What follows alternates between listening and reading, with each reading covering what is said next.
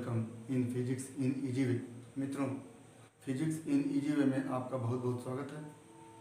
मित्रों, आज हम एक नए टॉपिक को लेकर के आए हैं जिसका नाम है प्रकाश का अपवर्तन।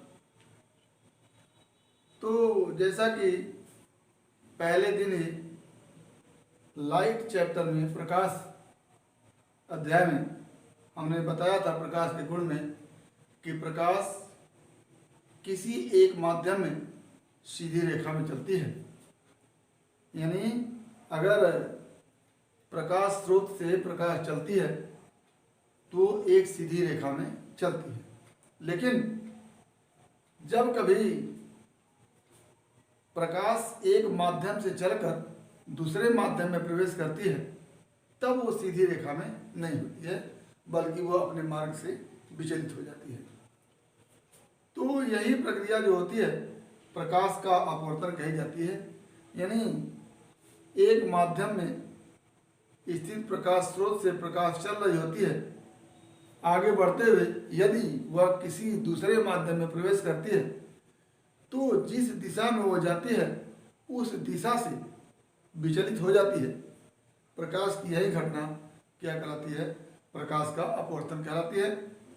यहाँ पर जैसे वो प्रकाश स्रोत है, यहाँ से एक प्रकाश की किरण इस तरह से चल रही और इस MN तल के ऊपर माध्यम वायु है, माध्यम वायु है और इस तल के नीचे माध्यम जो है वो कांच है। तो जब तक ये प्रकाश की किरण इस तल के ऊपर वायु माध्यम में थी तब तक ये एक सीधी रेखा में चली। जहां इसके नीचे दूसरे माध्यम में प्रकाश की किरण चल रही है तो वो इस दिशा में जाने के बजाय हल्का सा बेंड होकर के अपने मार्ग को परिवर्तित करके इस दिशा में जाने लगी है। यानी कहा जाए तो O से चलने वाली प्रकाश की किरण वायु माध्यम में OA तक सीधी रेखा में चलती है। जब वह दूसरे माध्यम कांच में प्रवेश करती है तो A B' की दिशा में सीधे न जाकर के AB दिशा में मुड़ जाती है। यही प्रकाश की क्रिया क्या कहलाती है? अपवर्तन कहलाती है। ये हो गया वायु से कांच में जब प्रकाश की किरण चल रही है तो इस तरह से चल रही है। और दूसरा, जब हम कांच से, ये हमारा माध्यम कांच है और इस तल के नीचे माध्यम जो है वो वायु है। तो यहां पर भी प्रकाश की किरण इस एक कांच माध्यम में O से चल कर A तक सीधी रेखा में चलती है और जब दूसरे माध्यम वायु में प्रवेश करती है तो A से B की तरफ, तो A से B' की तरफ सीधे न जाकर के बेंड हो जाती है, अपने मार्ग को बदल देती है और चली जाती है A से B की ओर। तो O से A तक एक माध्यम में चली और A से B' तक जाने के बजाय माध्यम जब बदल जाता है तो A से B की ओर चल जाती है। यानी अपने मार्ग से क्या हो जाती है? विचलित हो जाती है। तो प्रकाश की इस घटना को हम क्या कहते हैं? प्रकाश का अपवर्तन कहते हैं। तो अगर हम इसको लिखना चाहें तो लिखेंगे कि जब प्रकाश एक माध्यम से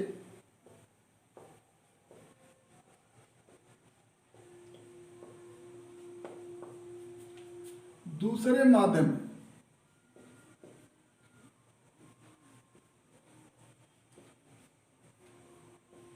में प्रवेश करती है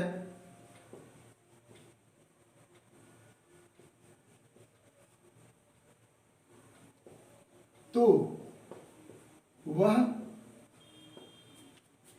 अपने मार्ग से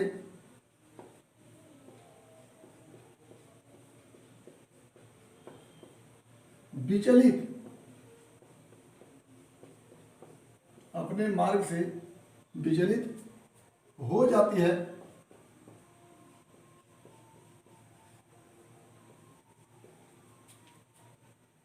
प्रकाश की इस घटना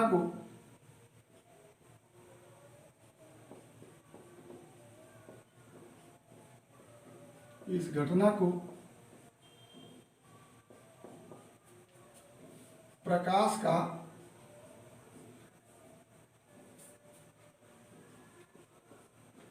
अपवर्तन कहते हैं। प्रकाश का अपवर्तन कहते हैं। ये हमारा प्रकाश के अपवर्तन की परिभाषा हो गई। अब इसको हम देखें तो प्रकाश वायु में O से A तक चलती है, फिर यदि माध्यम बदलता है तो A से B डैश की दिशा में न जा करके अपने पथ से विचलित होकर के A से B की दिशा में चली जाती है। तो ये प्रक्रिया क्या हो गई? प्रकाश का अपवर्तन। यहाँ पर देखें तो प्रकाश पहले कांच में एक स्ट्रेट लाइन में O से A की ओर चलती है, और जब माध्यम बदलता है, वायु हो जाता है, तो वो A से B डैश की दिशा में न जा करके विचलित होकर के A से B की दिशा में जाती है।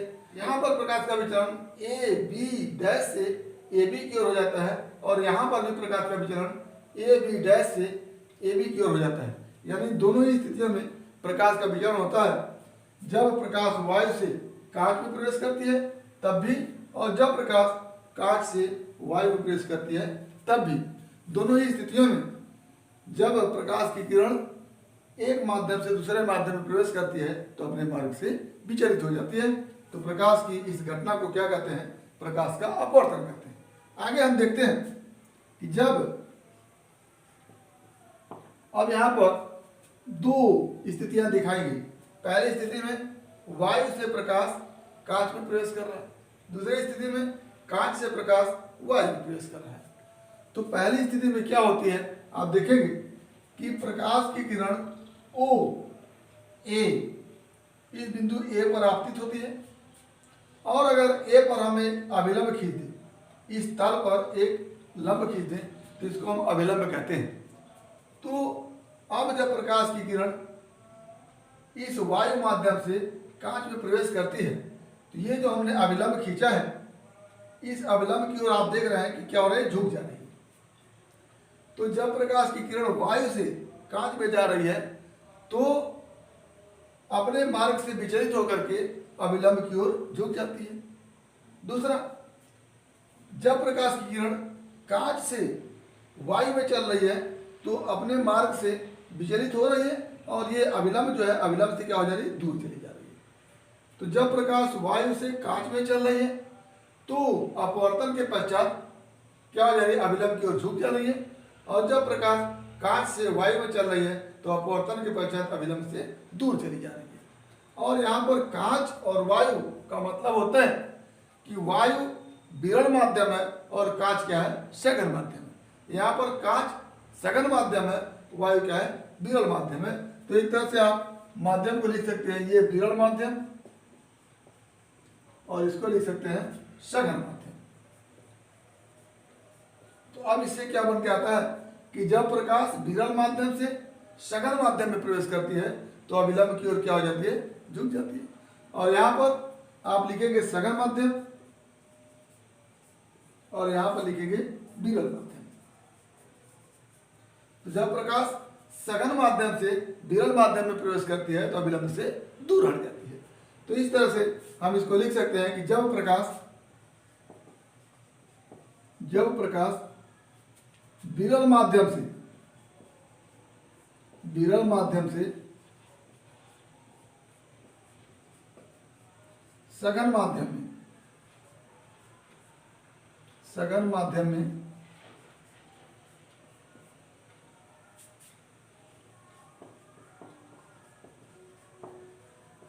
प्रवेश करती है तो वह अपवर्तन के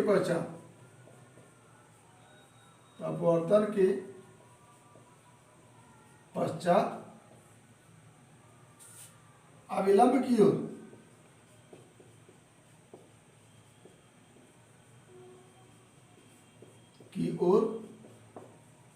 झुक जाती है।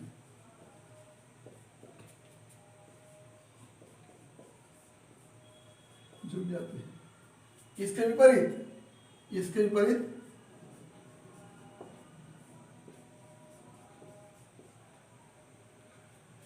इसके विपरीत जब प्रकाश की किरण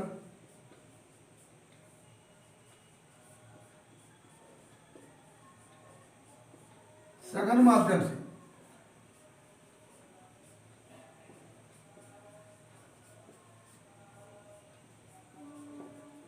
विरल माध्यम में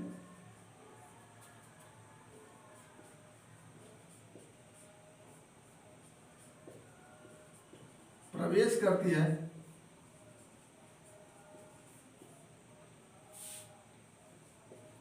तो अविलंब से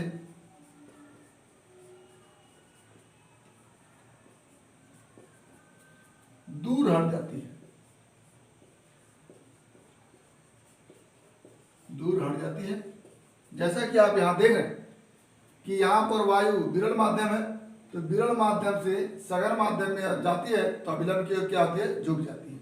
और यहाँ पर सघन माध्यम से विरल माध्यम में जाती है तो अविलंब से दूर हट जाती है। तो यही हमने लिखा है कि जब प्रकाश सघन माध्यम से विरल माध्यम में जाती है तो अविलंब से दूर हट जाती है, और विरल माध्यम से सघन माध्यम में जाती है तो अविलंब की ओर झुक जाती है। तो ये हमारा हो गया प्रकाश के अपवर्तन से संबंधित तथ्य। आगे हम इससे संबंधित कुछ टर्मिनोलॉजी है। जैसे हमने प्रकाश के परावर्तन को पढ़ा था, तो वहां पर एक आपतित किरण थी और दूसरी परावर्तित किरण थी। लेकिन यहाँ पर ये आपतित किरण है और ये अपवर्तन के पश्चात जो किरण मिली हमको वो अपवर्तित किरण है। तो ये आपतित किरण और ये क्या होगी, अपवर्तित किरण। यहाँ पर भी ये पहले माध्यम से जो चली हुई प्रकाश की किरण है वो आपतित किरण, और दूसरे माध्यम में अपवर्तन के पश्चात जो प्राप्त हुई किरण है वो अपवर्तित किरण है। तो अगर इसको देखें तो किरण ओ ए क्या हो जाएगी, आपतित किरण। आपतित किरण और किरण ओ भी कौन सी होगी, अपवर्तित किरण। अपवर्तित किरण। और आपतित किरण अविलंब के साथ जो कोण बनाता है उसको जैसे हम परावर्तन कैसे पढ़े थे, एंगल ऑफ इंसिडेंट। आपतित किरण जो अविलंब के साथ कोण बनाती है उसको हम एंगल ऑफ इंसिडेंट या फिर आपतन कोण कहते हैं। तो यहां से आपतित किरण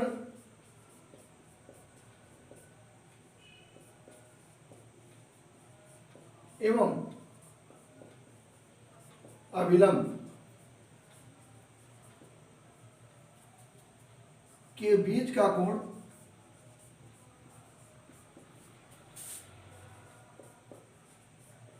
आई क्या हो जाता है, आपतन कोण। आपतन कोण। और अपवर्तित किरण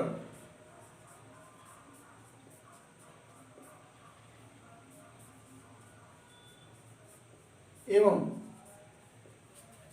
अविलंब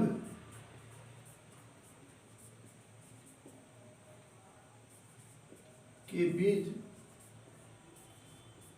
का कोण कौन सा, आर इक्वल हो जाता है अपवर्तन कोण। अपवर्तन कोण। तो ये आई जो है आपतित किरण एवं अविलंब के बीच का कोण है, इसको हम आपतन कोण कहते हैं, एंगल ऑफ इंसिडेंट कहते हैं। और ये आर जो है अपवर्तित किरण एवं अविलंब के बीच का कोण है, जिसको हम आर से लिखते हैं, और वो हो जाता है एंगल ऑफ रिफ्रैक्शन या अपवर्तन कोण। और ये अविलंब को आप देख ही रहे हैं कि इस विभाजक तल पर आपतन बिंदु से जो लंब डाला जाता है वही क्या हो जाता है, अविलंब हो जाता है। तो हमने देखा कि अपवर्तन किसे कहते हैं, जब प्रकाश एक माध्यम से दूसरे माध्यम में प्रवेश करती है तो जिस मार्ग पर वो जाती है स्ट्रेट लाइन में, उस मार्ग से क्या हो जाती है, विचलित हो जाती है। प्रकाश की इस घटना को हम प्रकाश का अपवर्तन कहते हैं। और हमने देखा कि जब प्रकाश विरल माध्यम से सघन माध्यम में जाती है तो वो इस अभिलंब की ओर क्या होती है, झुक जाती है। और जब प्रकाश सघन माध्यम से विरल माध्यम में जाती है तो ये अभिलंब से क्या हो जाती है, दूर चली जाती है। ये हमने देखा। और यहाँ पर देखा कि अभिलंब और आपतित किरण के बीच का जो कोण आई है उसको हम आपतन कोण कहते हैं, और अभिलंब और अपवर्तित किरण के बीच का कोण जो आर है उसको हम अपवर्तन कोण कहते हैं। और साथ में अपतन बिंदु पर जो विभाजक तल पर लंब खींचा जाता है उसको हम अभिलंब कहते हैं। तो ये हमारा प्रकाश के अपवर्तन से संबंधित कुछ तथ्य है। तो आइए देखते हैं प्रकाश के अपवर्तन का नियम। प्रकाश के अपवर्तन का नियम। प्रकाश के अपवर्तन का नियम। तो इसमें प्रकाश के अपवर्तन से संबंधित दो नियम हैं। पहला नियम आपतित किरण और ये अभिलंब तथा अपवर्तित किरण तीनों एक ही तल में होते हैं। एक ही तल का मतलब कि आपतित किरण, अभिलंब और अपवर्तित किरण, अगर आपतित किरण को हम इसी तल पर खींच रहे हैं तो अभिलंब भी इसी तल पर होगा और अपवर्तित किरण भी इसी तल पर होगा। या कह लें कि बोर्ड के तल पर ही आपतित किरण यदि है तो अपवर्तित किरण भी बोर्ड के तल पर होगा और अभिलंब भी बोर्ड के तल पर होगा। तो पहला नियम होता है कि अपवर्तन के संदर्भ में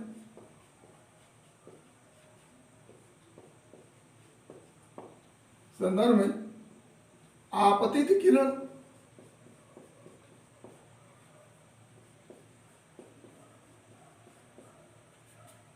कम अपवर्तित किरण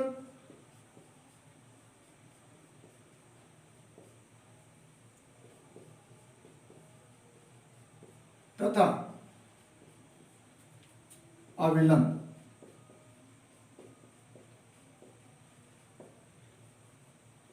एक ही तल में होते हैं, एक ही तल में होते हैं। और दूसरा जो नियम है अत्यंत चर्चित नियम है, उसे स्नेल का नियम भी कहते हैं। तो लिखेंगे एक ही रंग के प्रकाश के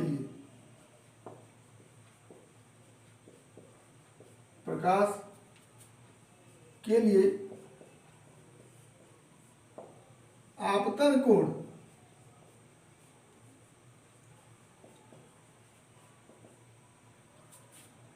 केजिया साइन तथा अपवर्तन कोण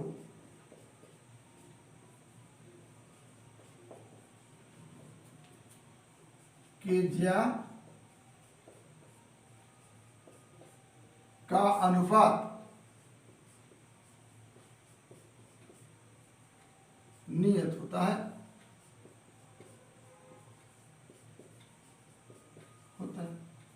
अर्थात साइन ऑफ आई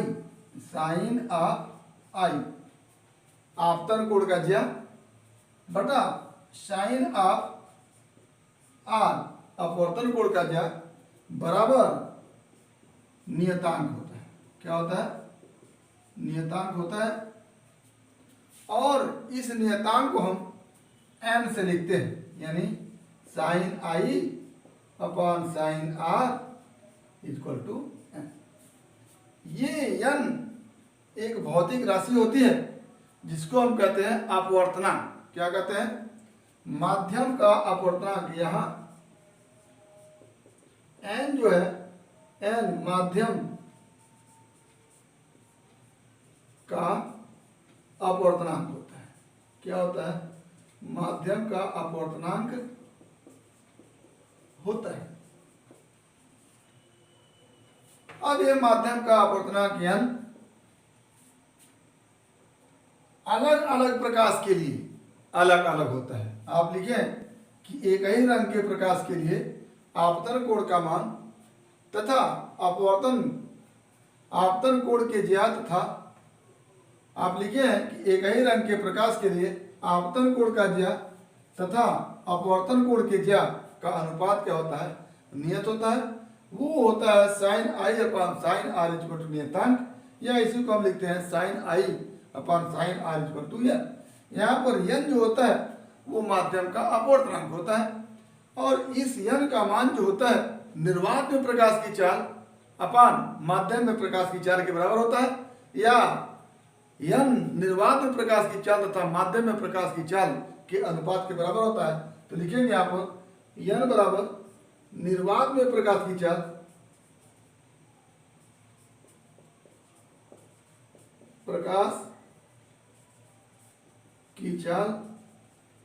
अपान माध्यम में प्रकाश की चाल, माध्यम में प्रकाश की चाल, ये हमारा होता है n का मान। तो यहां से हम एक चीज और लिख सकते हैं, n equal to sine i upon sine r, और n इक्वल टू निर्वात में प्रकाश की चाल बटे माध्यम में प्रकाश की चाल। तो यहां से हम लिख सकते हैं sine i upon sine r equal to निर्वात में प्रकाश की चाल बटे माध्यम में प्रकाश की चाल। तो यहाँ पर n है माध्यम का अपवर्तनांक, n क्या है, माध्यम का अपवर्तनांक। अब ये अपवर्तनांक दो प्रकार का होता है, नंबर एक निरपेक्ष अपवर्तनांक और नंबर दो सापेक्ष अपवर्तनांक। तो यहाँ पर प्रकाश की किरण एक माध्यम से दूसरे माध्यम में जाती है तो वहां पर n का मान सापेक्ष अपवर्तनांक के रूप में होता है। यानी जैसे प्रकाश की किरण यहाँ वायु से कांच में चल रही है, यहाँ पर पहली स्थिति में अगर देखें तो प्रकाश, यदि प्रकाश वायु से कांच में प्रवेश कर रही है,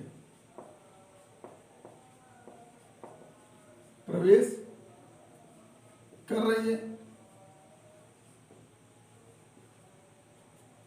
तो जो साइन आई अपान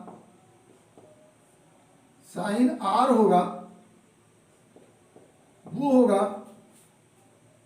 सापेक्ष अपवर्तनांक, जिसको लिखते हैं ए एन जी, सापेक्ष अपवर्तनांक ए एन जी। इसको कहते हैं वायु के सापेक्ष कांच का अपवर्तनांक, कांच का अपवर्तनांक।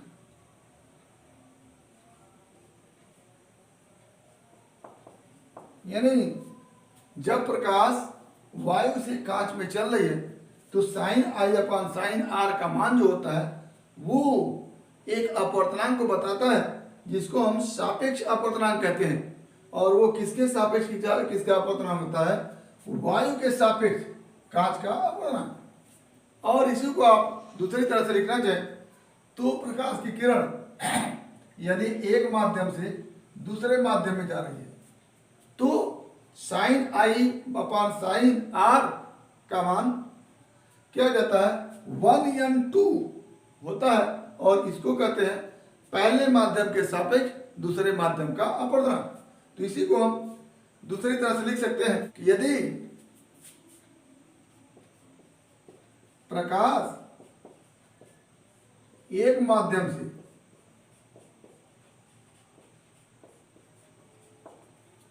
दूसरे माध्यम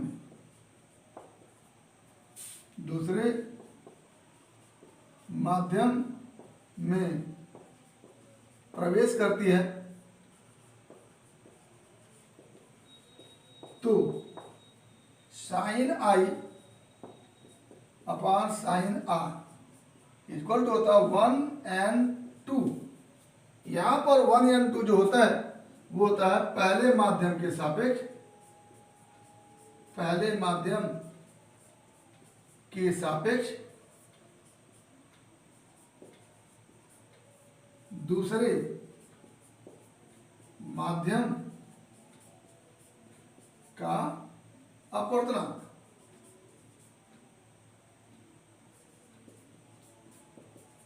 पहले माध्यम के सापेक्ष दूसरे माध्यम का अपवर्तनांक। अब निरपेक्ष अपवर्तनांक की बात अगर करें तो यदि प्रकाश निर्वात से किसी माध्यम में प्रवेश करता हो, यहां पर वायु से किसी माध्यम में प्रवेश किया, वायु से कांच में, कांच से वायु में, तो यहां पर दोनों कोई ना कोई माध्यम है। लेकिन जब प्रकाश निर्वात से किसी माध्यम में प्रवेश करता है तो ऐसी स्थिति में sine i upon sine r का मान जो होता है वो n होता है, और ये n जो होता है माध्यम का निरपेक्ष अपवर्तनांक कहलाता है। तो आगे लिखेंगे कि यदि प्रकाश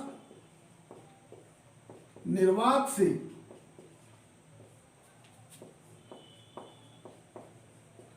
किसी माध्यम में प्रवेश करता है तो sine i upon sine r equal to हो जाता है n, और ये n जो होता है माध्यम का निरपेक्ष अपवर्तनांक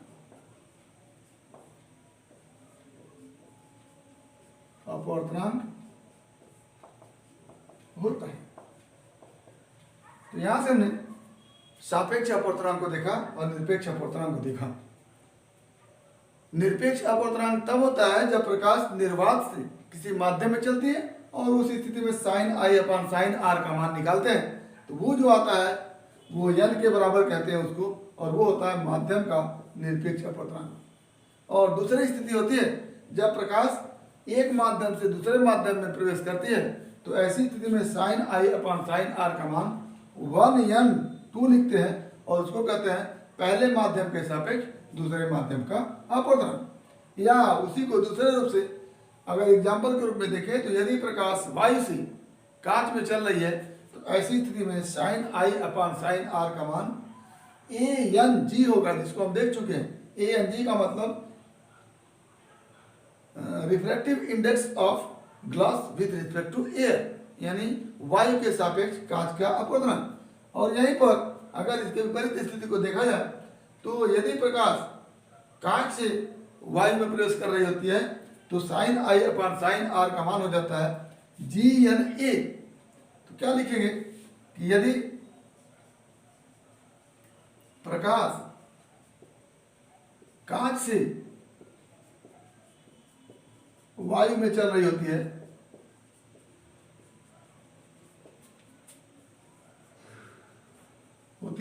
तो sine i upon sine r equal to पहला माध्यम से दूसरे माध्यम में, पहला माध्यम क्या है कांच है तो G, और दूसरा माध्यम क्या है एयर है, क्या हो जाता है GNA। Sine i upon sine r equal to GNA यहाँ पर होगा तब जब प्रकाश कांच से वायु में चलेगी, और sine i upon sine r equal to ANG तब होगा जब प्रकाश वायु से कांच में चलेगी। तो इस तरह से हमने आज प्रकाश का अपवर्तन से संबंधित नियम, माध्यम का अपवर्तनांक, माध्यम का सापेक्ष अपवर्तनांक एवं माध्यम के निरपेक्ष अपवर्तनांक को देखा। उम्मीद करते हैं कि आपको टॉपिक समझ में आया होगा। अगर किसी प्रकार की कोई समस्या हो तो आप हमारे YouTube चैनल के कमेंट बॉक्स में कमेंट करके या फिर व्हाट्सएप नंबर पर कॉल करके अपनी समस्या का समाधान करेंगे। और यदि वीडियो के लिए पसंद आया तो प्लीज़ लाइक करेंगे, शेयर करेंगे, साथ ही हमारे YouTube चैनल को सब्सक्राइब करेंगे ताकि इस तरह के वीडियो क्लिप का नोटिफिकेशन आपको मिलता रहे। तो आज बस इतना ही। आपके भविष्य के लिए बेस्ट ऑफ लक। धन्यवाद।